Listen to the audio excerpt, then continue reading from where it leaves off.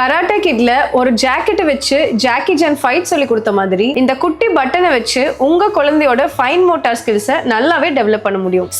Buttoning, shipping, Velcro, hooks இதெல்லாம் simple skills நம்ம நினைக்கிறோம். சோ இந்த மாதிரி ஸ்மால் மோட்டார் ஸ்கில்ஸ் எல்லாம் தான் லேட்டர்ல writing, drawing, eating with spoon and tying shoe laces வரைக்கும் இதுதான் ஃபவுண்டேஷன். 2 to 3 years குள்ள இருக்கிற கிட்ஸோட ஃபிங்கர்ஸ்ல precision டெவலப் ஆகும். 3 to 4 yearsல கோஆர்டினேஷன் இம்ப்ரூவ் ஆகுது. பட் நம்ம என்ன பண்றோம், டைம் இல்லைன்னு சொல்லிட்டு அவங்க வேலை எல்லாத்தையுமே நம்ம பண்ணி கொடுத்துட்டு இருக்கோம். கிளியரா சொல்லணும்னா 2 yearsல இருந்து பேபிஸ்க்கு இந்த மாதிரி எல்லா ஃப்ரேம்ஸையும் நம்ம இன்ட்ரோடியூஸ் பண்ணலாம். ஆனா 1 by 1 எது இன்ட்ரோடியூஸ் பண்ணணும் நான் சொல்றேன். ஃபர்ஸ்ட் வெல்க்ரோ ஃப்ரேமை இன்ட்ரோடியூஸ் பண்ணலாம். வெல்க்ரோல புல் அண்ட் பிரessing தான். இதுல இருந்து நெக்ஸ்ட் ஸ்டேஜ் தான் ஸ்னாப் பட்டன். கரெக்டா அந்த ஹோலை பார்த்து அந்த ஸ்னாப்பை ஃபிக்ஸ் பண்ணி பிரஸ் பண்றது. நெக்ஸ்ட் ஜிப்பர் ஃப்ரேம் கொடுக்கலாம். மேல இருந்து கீழே புல் பண்ணிட்டு திருப்பி கீழ இருந்து மேல புல் பண்றது. Next large button frame. அந்த பட்டனை அந்த ஹோல்ல இருந்து ரிமூவ் பண்ணிட்டு திருப்பி அந்த ஹோல்குள்ளேயே போடுறது நெக்ஸ்ட் லெவல் ஆஃப் சேலஞ்சுக்கு அவங்களுக்கு ரொம்பவே ஹெல்ப்ஃபுல்லா இருக்கும். லாஸ்டா பக்கிள் ஃப்ரேம். பக்கிள் ரொம்பவே காம்ப்ளிகேட்டட் தான். ஆனா வெல்க்ரோல இருந்து அந்த லார்ஜ் பட்டன் ஃப்ரேம் வரைக்கும் அவங்க சக்சஸ்ஃபுல்லா பண்ணிட்டாங்கன்னா இந்த பக்கிள் ஃப்ரேம் உங்களுக்கு ரொம்ப ஈஸியா போயிடும். இந்த மாதிரி ஸ்கூலுக்கு லேட் ஆகுதுன்னு